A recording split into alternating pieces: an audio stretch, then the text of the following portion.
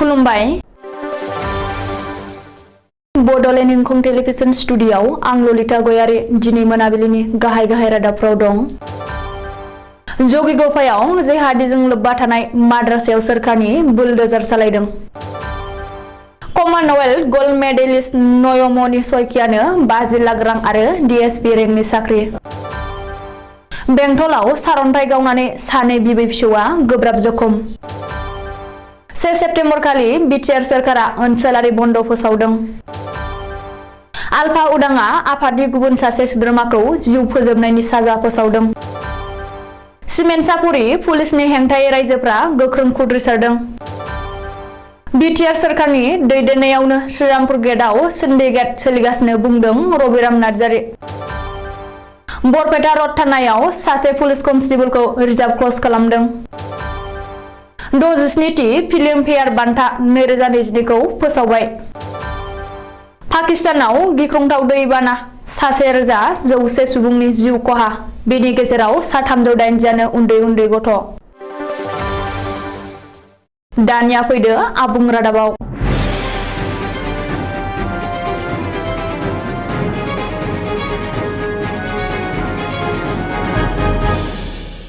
रायजोनि माद्रासायाव फिन सोरखारनि बुलडोजार। बे खेबाव आफां आसामनि जगिगफायाव गंसे माद्रासायाव सोरखारनि बुलडोजार सालायदों। जगिगफा थानायाव गंसे माद्रासाया जेहादीनि हाबा हुखाजों लोब्बा लाखिनायनि थाखाय बङाइगाव जिल्ला खुंथाया दिनै गं 8 बुलडोजार सालायनानै इभिकसन खालामदों। मख'नो गोनांदि पुलिसआ हमनो हानाय जेहादी मुफिद हाफिजुर रहमाना बै माद्रासानिनो फोरोंगिरि, जाय माद्रासायाव दिनै बङाइगाव जिल्ला खुंथायनि बुलडोजार सालायदों।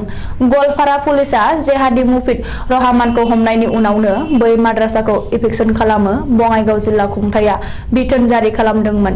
पुलिस बिफाननि रिपर्ट बादिब्ला हाफिजुर रहमाना माद्रासायाव फोरोंगिरि महरै थाना बांलादेशी जेहादीनि हाबा हुखाफोरखौ सालायगासिनो दङमोन।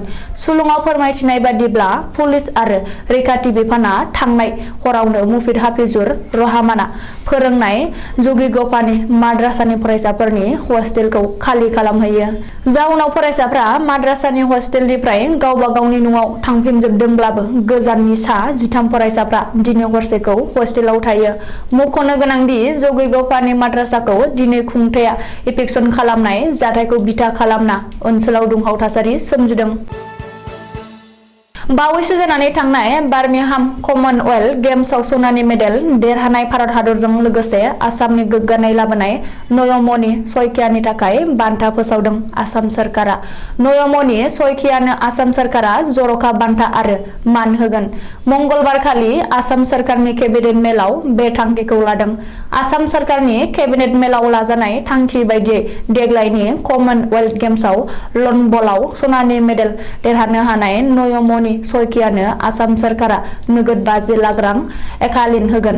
बेनि अनगायैबो नयमनि सयकियाखौ DSP रेंकनि मानजों फरेस्ट कामान्डेन्ट मासियाव थिसनथाइ होगोन।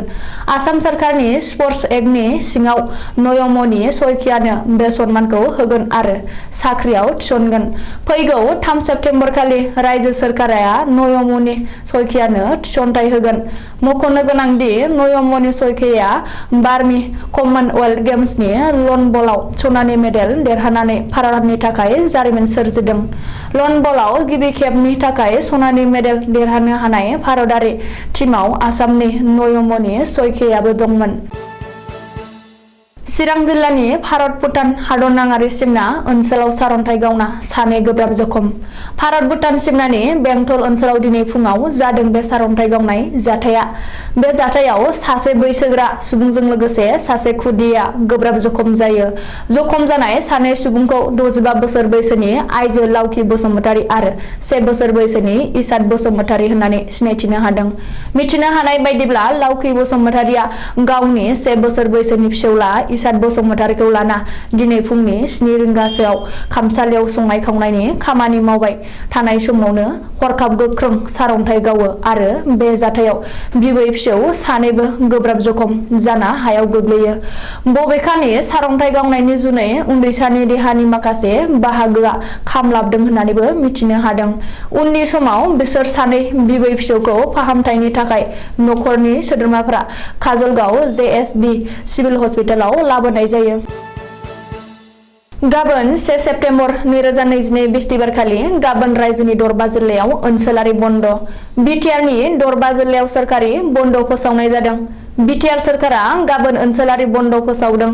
बिटिआर सोरखारा उरिया हारिनि नुवाखाय फोरबोखौ लोब्बा लाखिनानै गाबोन बिस्तिबारखालि बिटिआरनि दरबा जिल्लायाव ओनसोलारि बन्द फोसावदों।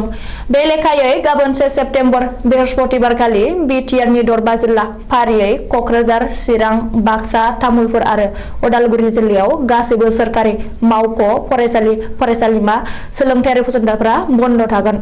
मख'नो गोनांदि मैया बुधबारखालि बिटिसिनि जइन्ट सेक्रेटारि सुजित बाग्लारिया गांसे नटिफिकेशन फोसावनानै 1 सेप्तेम्बर खालि बिटिआरनि दरबा जिल्लायाव ओनसोलारि बन्द फोसावदों।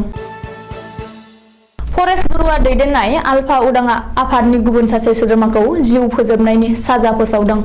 आफादनिफ्राय खारखोमानायनि दायाव आलफा उदांआ सासे सोद्रोमाखौ थैनायनि साजा होदों। थैनायनि साजा होजानाय सोद्रोमाखौ गवालपारा जिल्लानि बावराथलनि थागिरि कलिम उद्दिननि फिसाज्ला रिहन असम एबा सयफुल इस्लाम होननानै सिनायथिदों। आफादनि संबिजिर दफा 9 बायदियै सोलो बाहायना आखाइ दैखांनो नाजानाय काउन्टार रिभलिउसनाव लोब्बा लाखिनाय आरो लोगो सोमावसारग्राफोरखौ खैफोदाव लांनो नाजानायनि दायाव आलफा उदांआ रिहन असम एबा साइफुलखौ थैनायनि साजा होदों। मिथिनो हानाय बायदिब्ला रिहन असमआ थांनाय 28 जुन खालि हराव आफादनिफ्राय खारखोमाबोदोंमोन। नाथाय खारखोमानायनि अखानायै फुङावनो गेटआव बेंग्राफोरजों हमजायो आरो आफादनि गाहाय थाखोनि बिजिरग्रा सदनाव बिजिरनानै देहायारि साजाल' होनानै जिउ दान होनायनि राय होदोंमोन। नाथाय बेनि उनाव 23 आगस्त खालि फुङाव रिहन असम एबा साइफुलआ आफादनिफ्राय फिन खारखोमानो नाजानाय हमजायो। आफादनिफ्राय खननै खारखोमानो नाजाना फेलें जानायनि उनावबो 25 आगस्त खालि थामथि खेबनि थाखाय फिन खारखोमानो नाजाना हमजायो। ओरैहाय आफादनि सासे सोद्रोमाया आफादनिफ्राय गले गले खारखोमानो नाजाना हमजानायनि सायाव आफादनि गाहाय सदनाव बिजिरना जिउनि साजा फोसावो होननानै मिथिनो हादों। बेनि अनगायैबो साइफुलआ माखासे पुलिस अफिसारजों लोगोसे सोमोन्दो थानायखौबो सिमान जादों होननानै आलफा उदांनिफ्राय फोसावदों। मख'नो गोनांदि सोरखारजों होबथाजानाय उदखारि आफाद आलफा उदांआ गावनि आफादनि सोद्रोमाफोरखौ थैनायनि साजा होनाया बेनो गोदान जाथाय नङा। बिनि सिगां सोलिफु बोसोरनि 7 मे खालारखालि आफादनि सानै लाइमोनखौ जिउ फोजोबनायनि साजा होदोंमोन।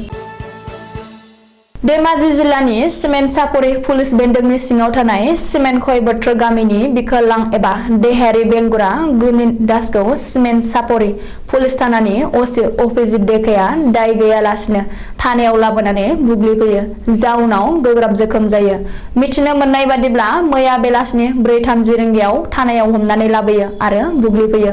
बेनि उनाव मोनाबिलिनि 6 रिंगायाव पुलिसआ सिमेन्ट सापरि हाथायाव हगारनानै हरो। ओरैहाय जायगानि सुबुंफ्रा गुनिन दासखौ बोखांनानै एम्बुलेन्सनि जोहै डेका फाहामगुदि देहा फाहामसालियाव दैथायहरना फाहामथाय होनाय जादों। मख'नो गोनांदि बे जाथायनि हेंथायै ओनसोलनि रायजो राजाफ्रा आरो बिखोलां आफादनि सोद्रोमाफ्रा पुलिस थानायाव बेंखनना गोख्रों खुद्रिसारफैदों। गसाइगावआव बिपिएफ दोलोनि सांग्रांथि मेल।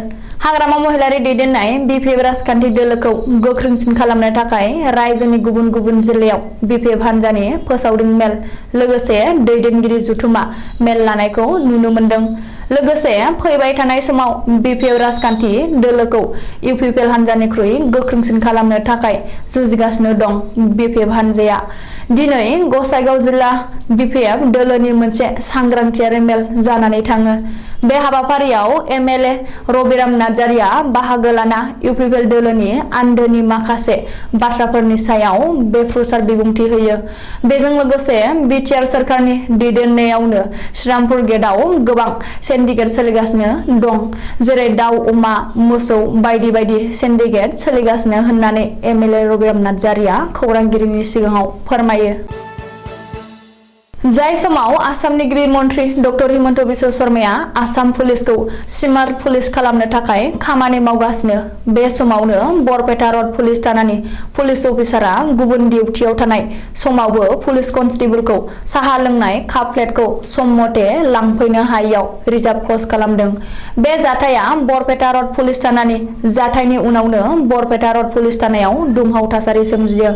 सोलिबाय थानाय दाननि एबा आगस्त दाननि 29 खालारखालि गावनि डिउटिखौ मावबोबाय थानाय टिरेन दास मुंनि पुलिस कनस्टेबलखौ मोनाबिलि समाव बरपेटा रडनि पुलिस अफिसारा साहा लोंनाय काप प्लेटखौ थाब लांफैनो हायैयाव बरपेटा रड पुलिस थानानि आइसि देबानन्द दासआ पुलिस कनस्टेबलखौ रिजार्भ क्रस खालामो।